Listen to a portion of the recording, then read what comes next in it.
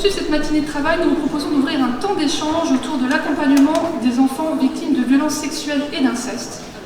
Donc Simra Bitton, chargée d'études et doctorante en contrat CIFRE à l'ONPE, vous propose dans un premier temps de vous présenter la revue de la littérature pluridisciplinaire et internationale qu'elle a pu mener à l'Observatoire national et qui s'intéresse au repérage et à l'accompagnement des enfants victimes de violences sexuelles intrafamiliales. Et puis dans un second temps, nous allons donner la parole à Madame Jeanne-Laure Clavel, directrice de protection de l'enfance et de la famille sur le département de la Gironde, qui nous présentera le travail engagé sur son territoire, notamment au travers le prisme d'un dispositif de prise en charge spécifique pour les enfants victimes de violences sexuelles. Évidemment, un temps d'échange suivra ces deux présentations. Je donne la parole à Madame Simra Bitton. Merci beaucoup, Louise.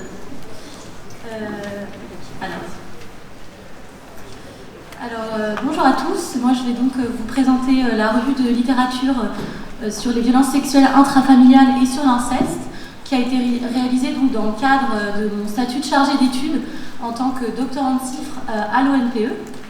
Et cette revue de littérature, elle s'inscrit dans le cadre d'une visibilité croissante du sujet de l'inceste et des violences sexuelles intrafamiliales dans le débat public et politique, comme le témoigne notamment la création en 2021 de la commission indépendante sur l'inceste et les violences sexuelles faites aux enfants, donc plus connue sous le nom de la CIVIS, mais également le mouvement MeToo ou encore les récents ouvrages sur le sujet comme le livre notamment de Camille Kouchner.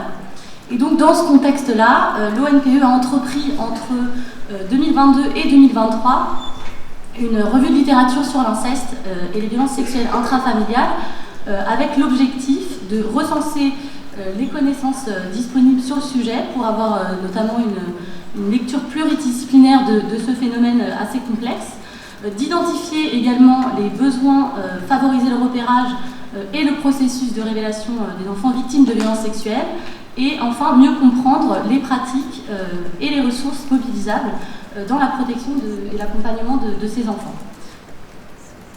Donc pour réaliser cette revue, la méthode qui a été utilisée, en fait, ça consistait en la sélection de 34 fiches de lecture.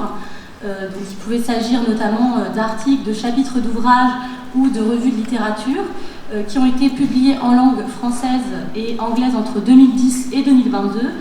Et l'idée, c'était de faire donc un état des lieux de ces recherches dans une perspective internationale et pluridisciplinaire. Donc ensuite, on a réalisé une synthèse transversale qui propose en fait une analyse croisée et donne une perspective globale du sujet. Et cette synthèse, elle a permis en fait de recenser les recommandations qui sont émises dans les travaux de recherche en ce qui concerne notamment le repérage et l'accompagnement des enfants qui sont victimes d'inceste et de violences sexuelles intrafamiliales. Donc pour vous donner un exemple, les fiches de lecture qui sont en fait regroupées par pays d'origine, elles se présentent de la manière suivante. Donc vous avez le format de publication de l'article et le type de recherche. Vous avez ensuite les différents objectifs de l'article et le détail de la méthodologie lorsqu'il s'agissait notamment d'articles empiriques. Et parfois vous avez également des éléments de contexte qui sont indiqués lorsque en fait, ces éléments pouvaient utilement servir à l'analyse.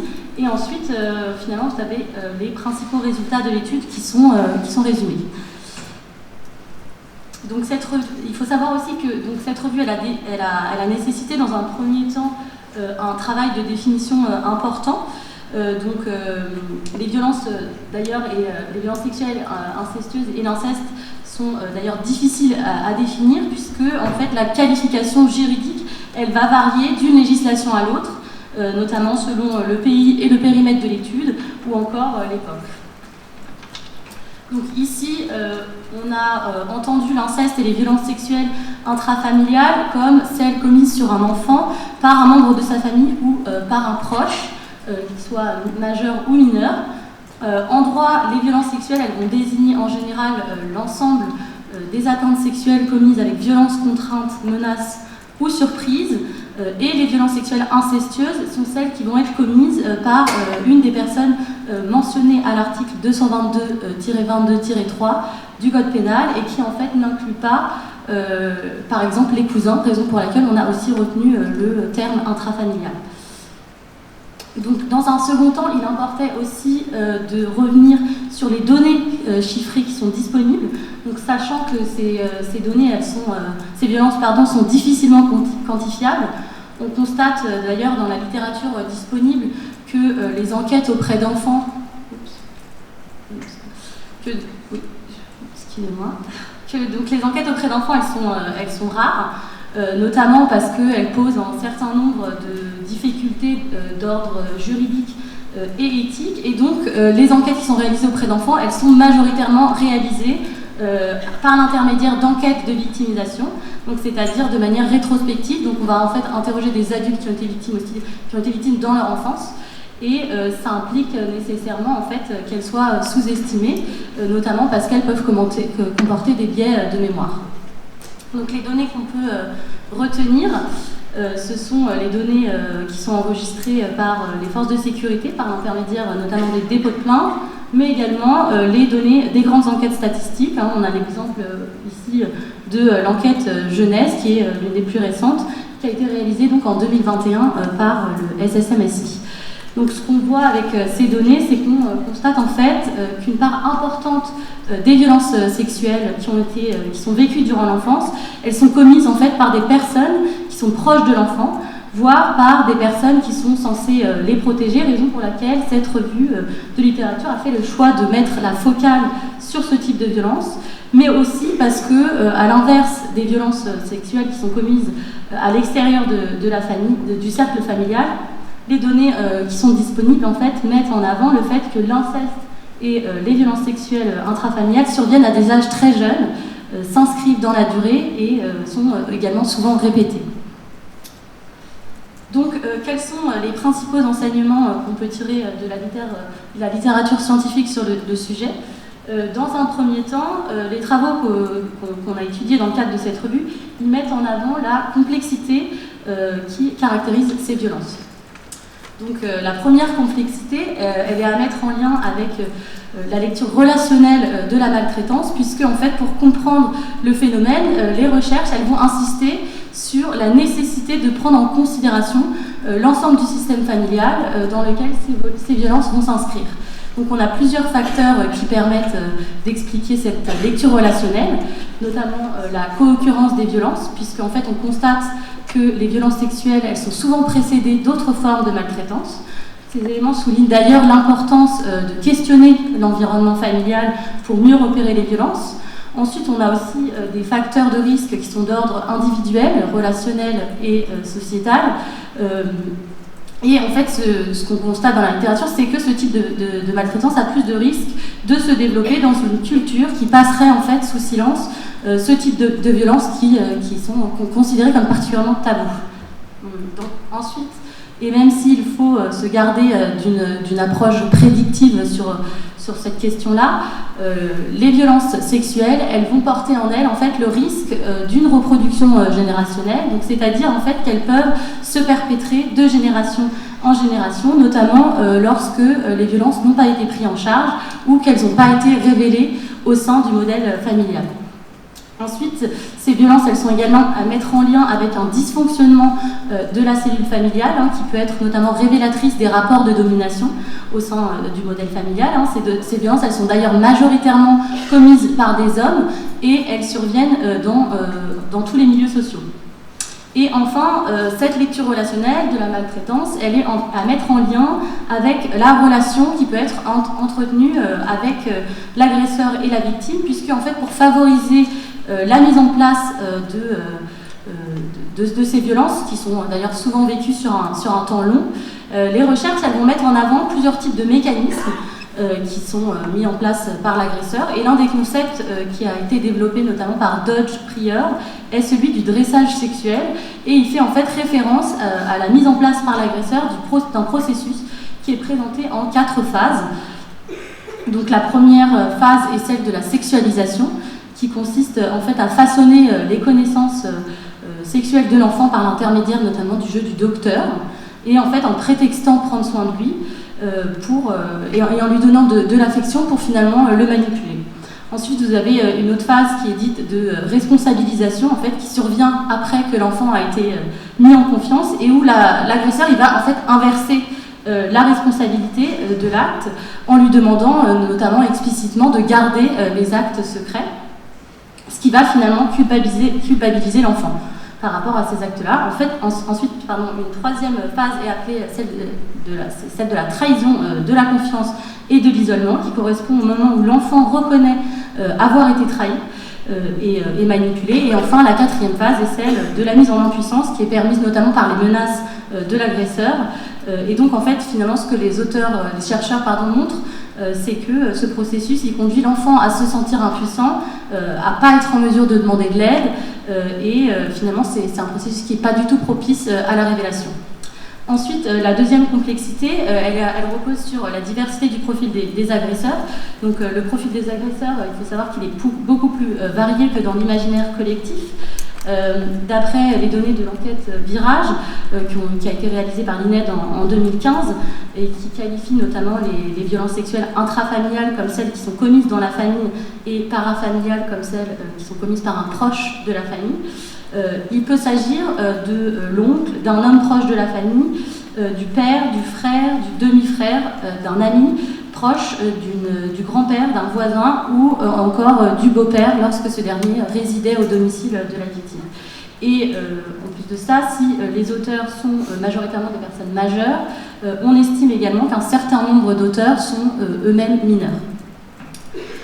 Ensuite, la troisième complexité, elle va reposer sur le profil des victimes, les filles, notamment parce que les filles en fait sont plus souvent victimes que les garçons, mais les garçons ne sont pas pour autant épargnés par ce type de violence.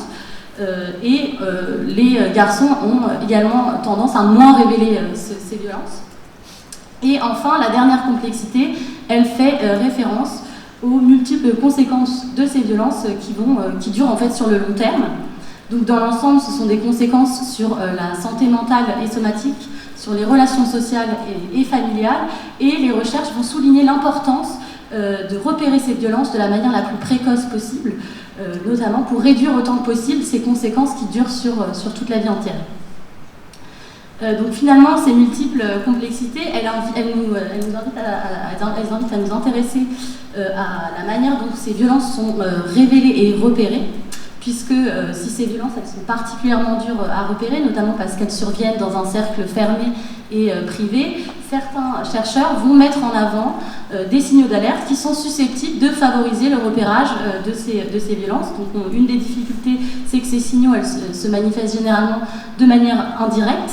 Donc ces signaux, ils peuvent par exemple se manifester par une modification du comportement de l'enfant, qui peut refléter notamment une souffrance psychique. Donc il peut s'agir de terreur nocturne, d'insomnie, de troubles alimentaires. Ces comportements, ils peuvent aussi se traduire par un refus de se laver ou des comportements sexuels inappropriés, donc particulièrement chez les plus jeunes. Certaines recherches vont souligner en fait l'importance de mieux tenir compte du contenu des dossiers des enfants qui sont accueillis à l'ASE, puisque lorsqu'ils ont en fait un comportement qui est jugé alarmant, puisqu'en fait d'autres épisodes qui sont alarmants ont pu être documentés dans les dossiers, et l'accumulation de ces signaux peut constituer en fait un signal d'alerte.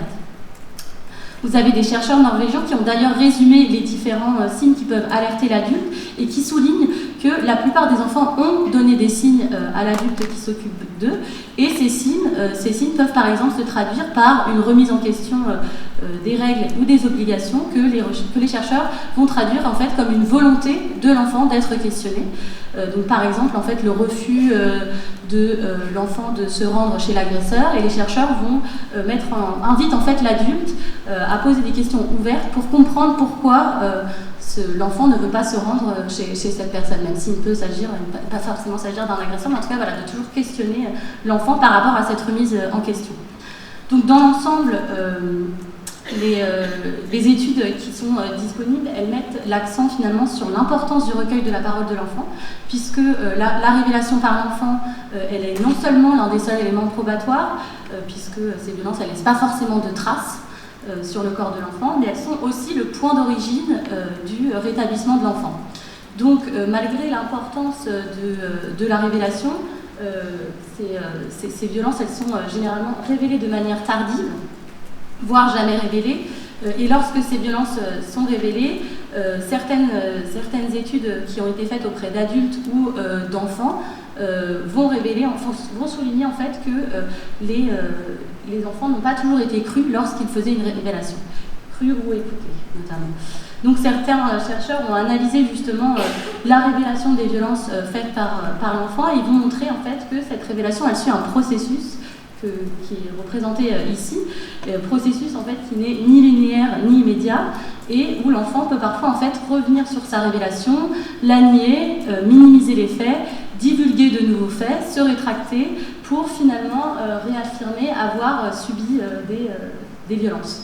Donc ces différentes phases du processus de révélation, elles vont s'inscrire dans le temps et dans la durée et elles sont à mettre en lien avec le soutien perçu par l'enfant.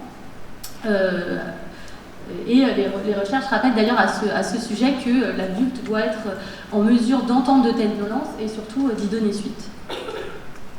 Enfin, la revue de littérature, elle va revenir sur les multiples dimensions de l'accompagnement de l'enfant qui s'inscrivent dans des temporalités spécifiques, donc notamment la durée d'exposition, comme je vous disais, qui est particulièrement longue pour ce type de maltraitance, un temps souvent important avant que ce type de violence ne soit révélé et donc qu'un accompagnement soit mis en place, mais également des conséquences sur les victimes qui s'étendent tout au long de la vie et qui marquent encore cette temporalité particulièrement longue. Donc les recherches qui sont disponibles, elles soulignent la spécificité de l'accompagnement des enfants victimes, qui se veut notamment pluriel et global, au travers d'un accompagnement socio-éducatif et thérapeutique. À ça va s'ajouter un accompagnement de l'enfant dans la procédure judiciaire que certains chercheurs jugent essentiel, même si l'impact de la procédure judiciaire sur le rétablissement des enfants fait l'objet de divergences. Mais certains chercheurs montrent en tout cas que lorsque les conditions favorables sont réunies dans cette procédure, elle pourrait en fait diminuer le sentiment de culpabilité et de honte qui sont associés à la violence qui a été vécue. Et donc au contraire, certaines recherches vont aussi parler des difficultés qui sont liées à la procédure, notamment le délai de dépôt de plainte ou encore le caractère traumatogène qui peut être associé à cette procédure, ce qui constitue en fait un frein à la poursuite de cette procédure judiciaire et qui ne va pas favoriser finalement le rétablissement de l'enfant. Donc pour favoriser ce processus de rétablissement, la plupart des chercheurs ils vont mettre en avant la nécessité pour l'enfant de se sentir soutenu par sa famille ou par une personne tierce, notamment par les professionnels ou les pairs, afin d'atténuer ce sentiment d'isolement. Et finalement, ces différents types d'accompagnement qui sont nécessairement pluridisciplinaires, doivent être pensés en réseau au sein de la chaîne de protection. Enfin, pour finir, pour de vrai cette fois-ci, je voulais mettre l'accent sur les différentes recherches de la revue de littérature. Ils vont mettre l'accent en fait sur la nécessité d'insister sur l'importance de la prévention. Prévention en fait qui est à penser de manière multifactorielle au sein de plusieurs espaces, notamment la famille, l'école, le milieu professionnel ou encore médical. Notamment parce que certaines recherches en fait reconnaissent que les enfants sont capables d'exprimer leur trauma, mais d'autres soulignent en fait qu'ils n'ont parfois pas le vocabulaire pour l'exprimer. Et ces programmes de prévention en fait pourraient par exemple permettre aux enfants de se saisir du vocabulaire pour favoriser la révélation in fine. Et ces programmes de prévention participent également à lutter contre la culture du silence à laquelle ces violences sont associées et donc pourraient permettre d'être en mesure d'entendre ce type de violence. Merci beaucoup pour votre attention.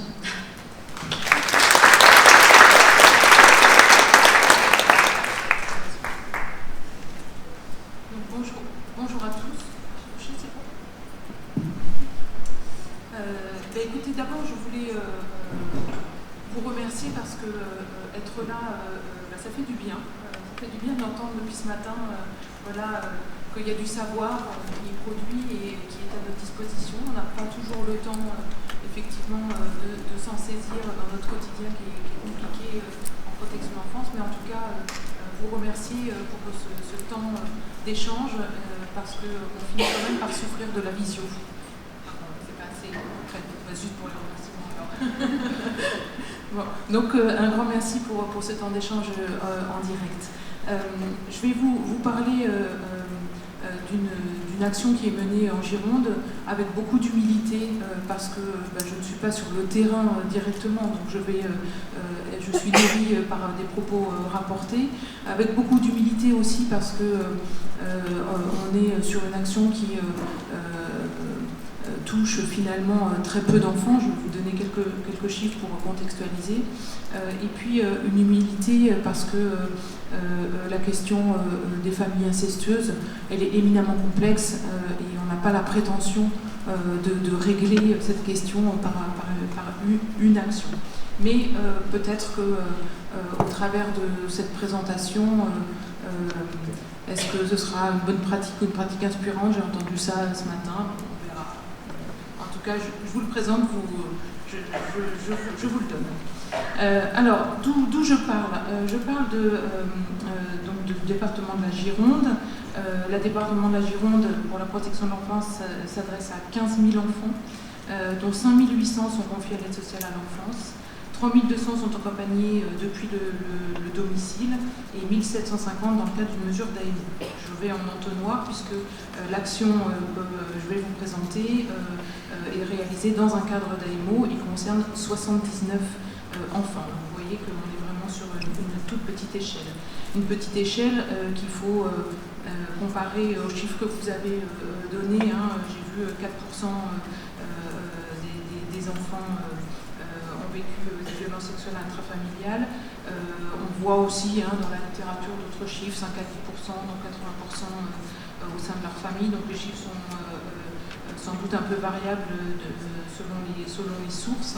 Que la procédure pénale ait été entamée ou pas, en fait, je pense que c'est ça qui fait beaucoup la différence. En tout cas, pour la Gironde, 7% de nos informations préoccupantes sont sur ce thème des violences sexuelles intrafamiliales. Donc on voit que nos 79 mesures, c'est pas grand-chose par rapport aux besoins potentiels.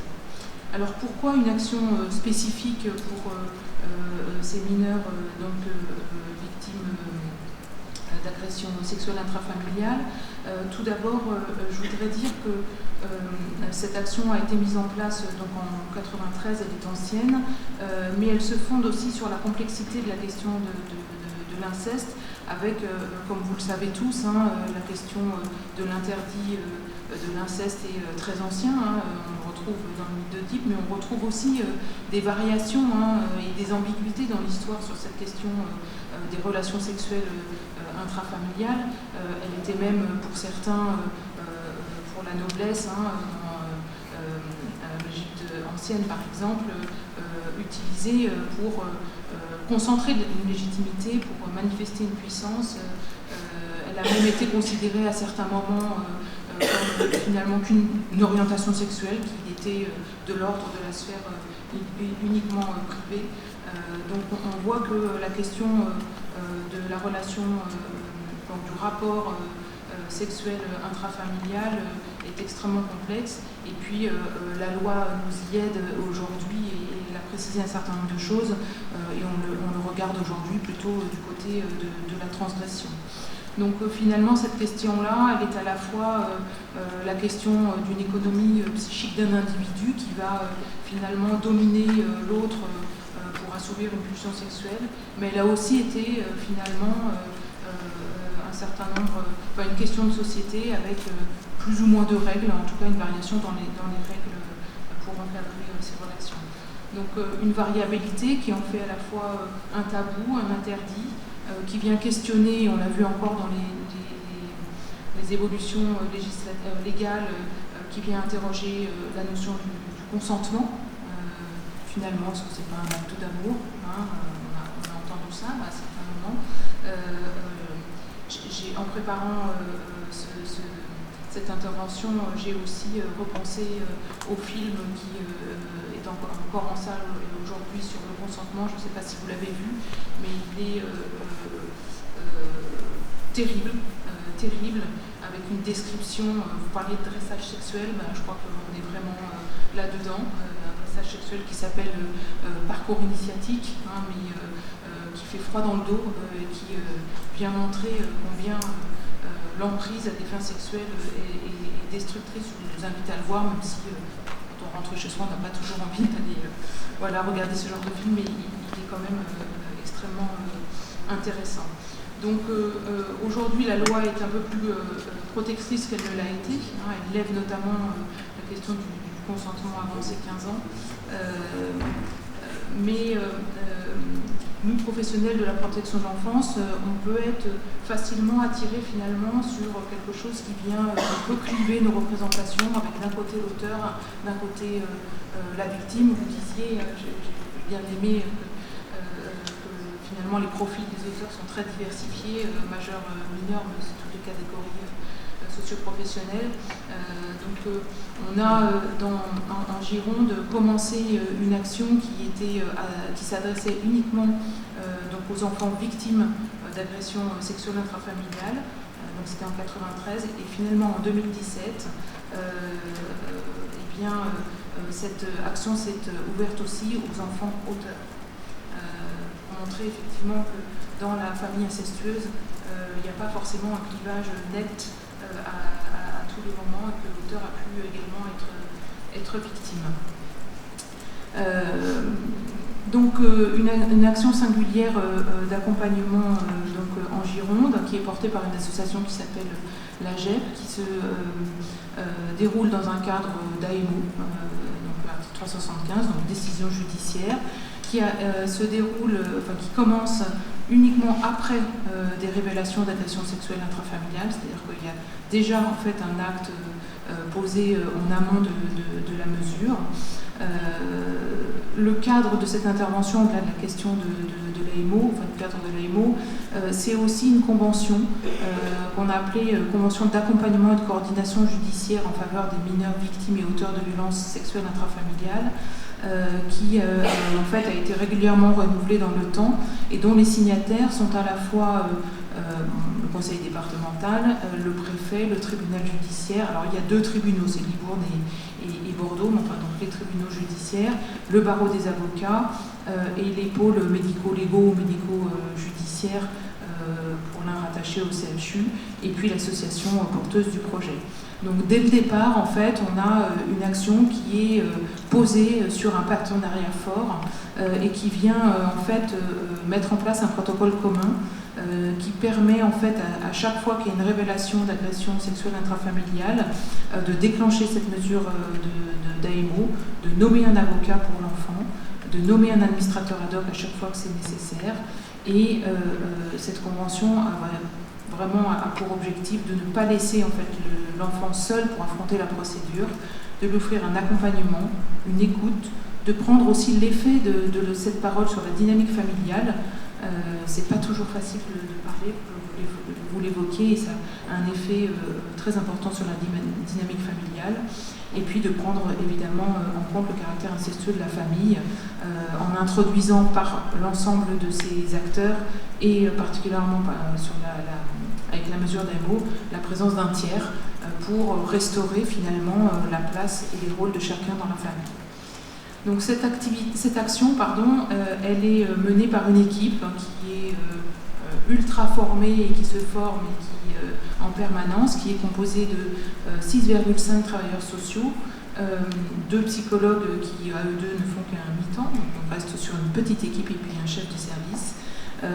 Chaque année, alors au départ on avait une cinquantaine de mesures, aujourd'hui on est en 2022 79 mesures, donc on voit que ça progresse et sans doute tant mieux, parce que je ne suis pas sûre qu'il y ait plus d'agressions, mais par contre peut-être qu'on les a un peu plus repérées.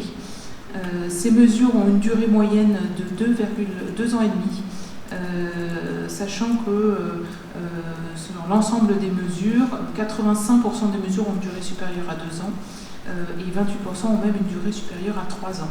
Ces durées longues pour des mesures d'AMO en fait, sont liées au fait qu'elles sont vraiment dans l'accompagnement aussi du traitement judiciaire de la situation. Donc on a beaucoup finalement d'arrêts de ces mesures qui sont liés en fait à l'arrêt de la procédure pénale ou à la majorité du jeune, non pas que le département ne souhaite pas accompagner les jeunes majeurs, mais parce qu'à un moment donné, à la majorité, pour eux, il se passe quelque chose et c'est le moment aussi peut-être qu'ils vont reprendre les rênes de leur vie et donc ils ne veulent plus de la mesure. Donc on a quand même 33% des mesures qui s'arrêtent à la majorité du fait des jeunes. Peut-être faire un petit focus aussi sur a été comptabilisé, alors les chiffres ne sont pas complètement récents mais ça donne quand même une idée, entre 2016 et 2020, sur 161 mineurs qui ont été accompagnés, 70 auteurs des violences étaient majeurs et 55 étaient mineurs. Donc on voit bien qu'effectivement on a une diversité de profils des auteurs. Quand l'auteur est majeur, le classement sans suite est à hauteur de 57%. Non pas que les faits ne soient pas réels, mais en tout cas, il n'y a pas suffisamment de preuves pour que la procédure pénale puisse se poursuivre. Donc on voit là que c'est 57%, c'est quand même un chiffre très, très important. 23% des auteurs majeurs sont condamnés au tribunal correctionnel et 14% en cour d'assises. Quand les auteurs sont mineurs, on a un peu moins de classement sans suite puisqu'on est à 34% et 44% d'entre eux sont condamnés au tribunal pour enfants. Alors, pour entrer un petit peu plus dans le contenu de cette action, auteur et victime, pardon. Ces mesures d'AMO sont, de façon exceptionnelle, peuvent être cumulées avec une mesure de placement. Donc on a 19% des enfants qui ont cette mesure d'AMO qui sont aussi confiés à l'aide sociale à l'enfance, alors dans des configurations qui peuvent être assez différentes. Ça peut être accueil familial, mais assez peu, plutôt placement à domicile, maison d'enfants et pour les plus grands en chambre en ville. Aujourd'hui, en 2022, 25% des enfants accompagnés par ce service étaient des auteurs et 75% étaient des victimes. On voit qu'il y a quand même une proportion parmi les mineurs qui reste largement sur l'accompagnement des victimes. Alors, le travail qui est mené un peu plus concrètement, ce qui est repéré par l'équipe qui travaille, et ça rejoint un certain nombre de travaux, c'est que finalement ces familles incestueuses, elles sont bien souvent très désorganisées dans leurs liens familiaux, soit parce que les liens entre les membres de la famille ne sont pas suffisamment définis, soit parce qu'ils ne sont pas stables, soit parce qu'ils ne sont pas sécures, et le plus souvent, ils ne sont pas assez différenciés. Ce qui en fait amène l'équipe à dire que finalement ces familles représentent une forme d'unité fusionnelle dans laquelle il est extrêmement difficile de rentrer et le travail qui est mené va essayer de finalement défaire cette unité fusionnelle par un travail notamment sur l'individualisation, sur ce que c'est que l'intimité psychique, sur la séparation des membres de la famille, bon, séparation symbolique ou réelle, et sur aussi pour l'enfant une construction d'un certain nombre de repères pour sa propre défense, de pouvoir soutenir finalement sa place de sujet, sa place de sujet qui est capable de parler et qui est capable de dire son traumatisme de façon différenciée par rapport à cette unité fusionnelle. Donc, dans le mode opératoire de cette équipe, les rencontres avec les enfants et avec les parents sont souvent différenciées. Il y a le plus souvent au moins 2 intervenants pour la famille de façon à bien différencier et à aider en fait symboliquement aussi à différencier la place de chacun. L'accompagnement, bien sûr, il est sur cette dynamique familiale et sur la place de chacun, mais il est aussi beaucoup sur l'accompagnement sur la procédure pénale. Donc ça veut dire accompagner l'enfant pour rencontrer son avocat, ça veut dire accompagner l'enfant pour qu'il rencontre l'administrateur ad hoc, c'est expliquer ensemble avec les autres partenaires ce qu'il se passe dans la procédure pénale, l'accompagner sur les expertises, sur les audiences pénales, sur aussi le procès. Et puis, ce qui est un peu plus nouveau, il aussi, une fois que l'audience de culpabilité est passée, ou que la fin du procès est là, une rencontre qui peut être faite sur le mode finalement de la justice restaurative entre auteur et victime, notamment quand l'auteur et la victime sont frères et sœurs, ou frères et frères d'ailleurs, en tout cas de la même fratrie. Donc il y a l'idée de cette justice restaurative qui va prendre en compte la position et l'interdit qui a été posé par la justice, mais qui va aussi travailler sur comment on fait maintenant avec ce qui nous est arrivé. Alors ça ne veut pas dire forcément restaurer le lien, mais ça va être capable d'en parler, être capable d'en faire quelque chose pour sa vie future. Soit par une restauration, soit par un acte, effectivement, on n'a plus rien à se dire.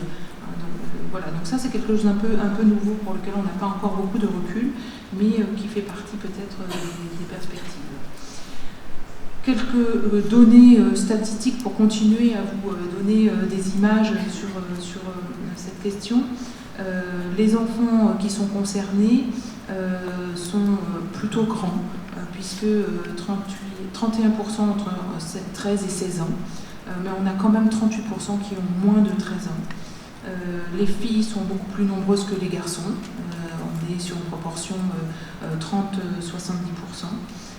85% des enfants en début de mesure vivent chez l'un ou l'autre ou les deux parents. Et sur leur insertion et leur degré de scolarisation, ils sont à 80% donc scolarisés, dont 10% dans des établissements médico-sociaux.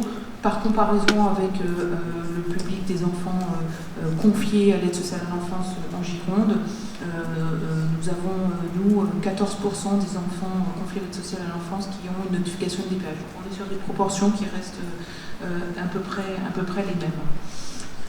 Dans cette photographie, et pour conclure, peut-être quelques pistes que je vous soumets pour donner un peu des perspectives et peut-être réussir à donner plus d'ampleur au traitement de ces familles incestueuses et puis sur l'accompagnement des familles et des enfants.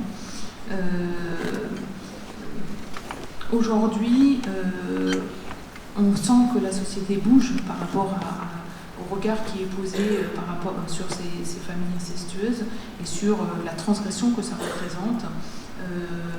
On s'attend, nous, on voit bien, on regarde sur Internet, on voit tout de suite, on a plein de choses qui apparaissent, donc on voit bien que dans les représentations collectives, c'est quelque chose qui apparaît, comme les violences conjugales sont apparues, vous disiez tout, voilà.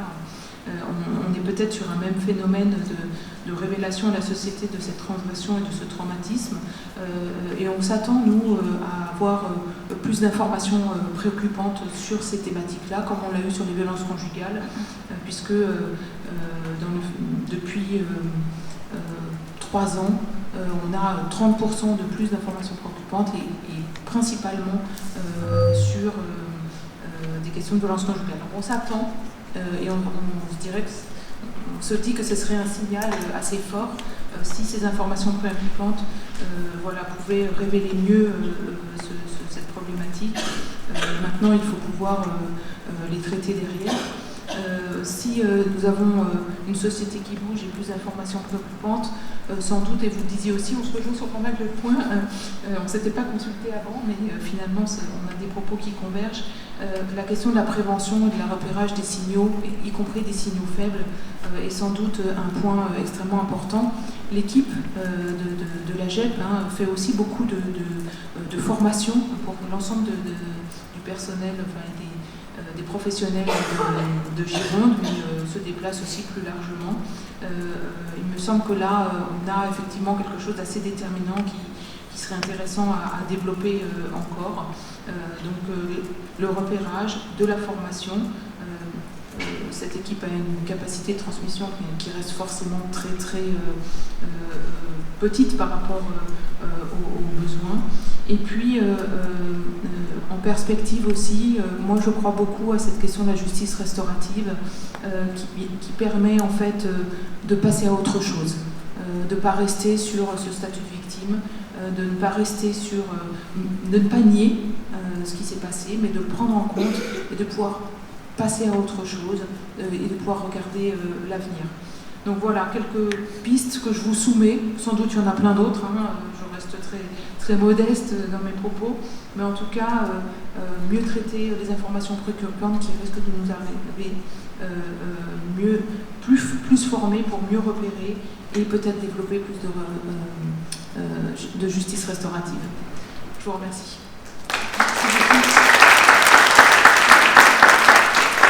Peut-être un temps très court de questions, parce que nous sommes un petit peu en retard, 5 minutes. Simplement un titre informatif, donc l'ONPE a rédigé une fiche dispositif sur le dispositif AGEP présenté par Madame Clavel. Cette fiche a été construite en collaboration avec un certain nombre de membres de l'équipe de l'AGEP. Donc cette fiche dispositif, vous pouvez la retrouver sur le site internet de l'ONPE. Et vous avez notamment une fiche de lecture qui revient sur l'AGEP dans la revue de littérature et qui explique un petit peu aussi le fonctionnement de la structure. Oui, bonjour. Christelle Gébou, je suis chargée des droits des enfants confiés au département du Gard. Et je crois aussi beaucoup à la justice réparative. Et je voulais savoir si parmi les enfants que vous avez accompagnés, quelle était la proportion de situations pour lesquelles il y avait eu des classements sans suite aux révélations des enfants, et quelles en avaient été les répercussions dans le cadre du suivi, puisque malheureusement, en tout cas dans mon département, on peut constater que bon nombre de situations restent en enquête pendant très longtemps. Nous avons des difficultés à faire nommer des avocats ou des administrateurs ad hoc par les magistrats, et de fait, la parole non prise en compte des enfants a des répercussions dans le cadre de leur parcours à l'aide sociale à l'enfance. Nous n'avons pas un dispositif comme le vôtre, mais de fait, nous voyons qu'en grandissant, le fait de ne pas avoir pu être reconnu par la justice comme victime peut avoir des répercussions pour les générations futures.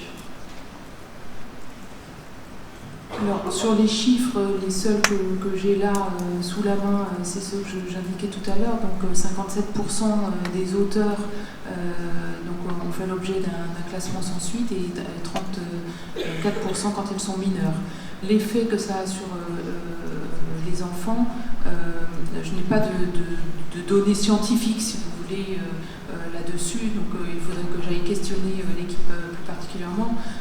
De façon plus globale dans l'aide sociale à l'enfance, on voit que, mais comme finalement dans les enfants qui sont victimes de violences conjugales, quand ils voient, ils sont victimes, témoins des violences conjugales, ils ont finalement des choix identitaires qui se font s'il n'y a pas d'accompagnement, et finalement ce choix se fait entre je vais devenir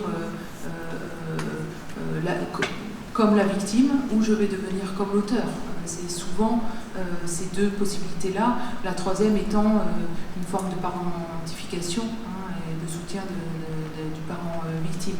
Donc l'effet, il faudrait avoir des données plus scientifiques, ça reste forcément un peu superficiel ce que je vous dis, mais je sais que l'association et l'équipe accompagnent, continuent d'accompagner les enfants quand il y a un classement sans suite, justement pour expliquer ce que peut dire la justice et puis après ce qu'on peut faire. Bonjour, moi je suis Lydia Mani, je suis responsable de l'Observatoire départemental à Mayotte. J'avais deux questions concernant les 79 mesures dont vous avez parlé par rapport à l'étude. Vous avez dit qu'il y a 19% où il y a une double mesure AMO et placement. Donc je voulais savoir l'autre pourcentage, en fait, veut dire que les victimes restent au sein de la famille avec les agresseurs, ou c'est parce que les agresseurs ne sont plus là. Et également, vous avez parlé effectivement en fait de la dynamique familiale par rapport en tout cas à une sphère indifférenciée en fait au niveau des places. Et lorsqu'il y a justement en fait on va dire, ce tiers différenciateur en fait, externe qui est là, les 2,5 ans de mesure en fait, suffisent en fait, pour justement différencier en fait, les places, parce que je trouve que c'est un petit peu court. Et dans ce sens-là, en fait, est-ce qu'il y a d'autres mesures qui sont mises en place ou pas après les 2 ans et demi ou les 3 ans que vous avez dit tout à l'heure? Alors, sur où sont les enfants qui ne sont pas placés, beaucoup, une grande majorité sont chez leur mère alors que les parents sont séparés. C'est une proportion importante, je peux le chiffrer en tête, mais il est vraiment majoritaire. Oui, effectivement, ils sont plutôt séparés des auteurs. J'ose imaginer qu'ils le sont en tout cas. Voilà. Sur la durée de la mesure, il y a forcément, c'est une moyenne. Vous avez vu que les jeunes majeurs ont tendance à l'arrêter. Ça ne veut pas dire qu'il n'y a rien derrière. Ça ne veut pas dire qu'ils ne vont pas pouvoir revenir demander une aide d'ailleurs. C'est pas parce qu'il y a une interruption que la prise en charge ne peut pas reprendre. Et puis il y a aussi toute l'orientation vers le cadre thérapeutique qui peut être engagé pendant la mesure et poursuivi après. J'ai pas la médiane en tête de la durée de la mesure, mais elle est vraiment collée en général à la question judiciaire. Donc rien, ça ne veut pas dire qu'il n'y a pas effectivement une poursuite derrière dans le commun. On va prendre une dernière question. Oui, merci. Pierre Stecker. Merci beaucoup pour vos présentations à toutes les deux. Évidemment, en matière de violence intrafamiliale et de violence sexuelle, on est passé du temps de la révélation au temps de l'action, du moment qui a peut-être commencé effectivement avec la SIAZ, la Civise, post-MeToo, etc. Et où ce que vous nous avez présenté est vraiment du côté de l'action et c'est extrêmement intéressant. Vous avez parlé un peu du triptyque justement dans l'action entre prévention, repérage, accompagnement. Ce que vous avez présenté, c'est de l'accompagnement. Simplement juste peut-être une remarque. Alors, la question posée sur la justice restaurative est extrêmement intéressante. Il y a peu d'expérience néanmoins en la matière, pour l'instant, en tout cas sur le périmètre, on va dire, des violences à caractère sexuel sur des mineurs. Il ne faut pas oublier, évidemment, dans l'accompagnement, toute la dimension psychosociale. Il ne faut pas oublier le rôle des UAPED, il ne faut pas oublier le rôle, en gros, toutes les ressources qui permettent aussi une reconstruction sur d'autres aspects. Et souvent peut-être un petit peu trop centré, on va dire, sur l'attente d'une réponse pénale notamment, mais il y a évidemment d'autres réponses autour. Sur la question du repérage et de la qualification, on est là, je le disais dans l'introduction, mais un peu en famille, donc dans des professionnels extrêmement sensibilisés et outillés déjà un petit peu quand même sur ces sujets-là. Il y a un enjeu très très fort d'aller vers des professionnels qui sont au contact des enfants, mais qui, bien entendu, ne sont pas directement les professionnels de la protection de l'enfance, qui sont cortiqués, outillés, qui ont des ressources, le monde de l'animation, le monde du sport, etc. Et c'est vrai que c'est quelque chose qui est en train de se développer dans les politiques publiques. Et je reviens sur peut-être le début de la chaîne, on va dire, la question de la prévention. On a de formidables outils dans les départements que sont les PMI, que sont le travail qui est possible et que l'on fait selon les moyens dont on dispose, évidemment, sur l'éducation à la santé sexuelle, le rapport au corps, etc. On a aussi des outils sur le soutien à la fonction parentale. Je voulais juste savoir si vous, dans votre département, qui est souvent exemplaire pour beaucoup de choses en protection de l'enfance, vous inscrivez l'action que vous nous avez présentée, mais dans une politique un peu globale et dans laquelle il y a aussi un volet prévention, avec des actions directement identifiées sur cette problématique des violences sexuelles sur les mineurs. Je ne sais pas du tout si on est exemplaire, parce que moi, de ma place, je vois aussi toutes les difficultés qu'on rencontre et la difficile mission de protection de l'enfance aujourd'hui qui, pour moi, arrive sans doute à peut-être une fin de cycle et qui nous oblige sans doute à réinventer un certain nombre de choses. Donc je trouve qu'on est un peu au milieu là comme ça. C'est pour ça que je parle aussi beaucoup d'humilité et de modestie, parce que j'ai compris effectivement que la Gironde avait l'air d'une représentation très positive, mais bon, on a les mêmes difficultés que tout le monde. Voilà.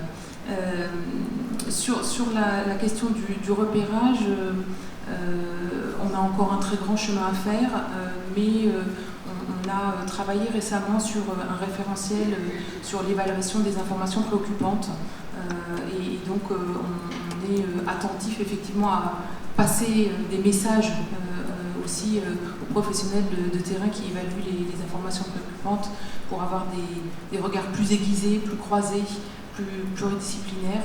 On a mis en place des équipes dédiées à l'évaluation, ce qui n'était pas le cas avant, pour justement aiguiser ce savoir-faire. Voilà, donc on est au début peut-être de quelque chose d'un peu plus organisé. Ça a commencé le 1er octobre, donc je vous dirai peut-être dans un an ce que ça a